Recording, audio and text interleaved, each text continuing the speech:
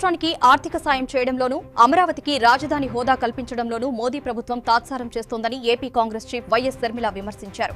ఆంధ్రప్రదేశ్ ప్రజల తరఫున Congress party demand చేస్తూ రాష్ట్రానికి రావాల్సిన న్యాయమైన ఆర్థిక సాయం నిరాకరించబడుతుంటే, అమరావతికి చట్టబద్దమైన హోదా కోసం ఇంకా ఎదురుచూస్తుంటే చంద్రబాబు గారు మోదీ ప్రభుత్వానికి తమ మద్దతును ఉపసంహరించుకుంటారా, లేక ఈ విజ్ఞాపనలు కేవలం పత్రికా శీర్షికల కోసమే చేసే మర్యాదపూర్వక గుసగుసలుగా మిగిలిపోతాయా అని ప్రశ్నించింది.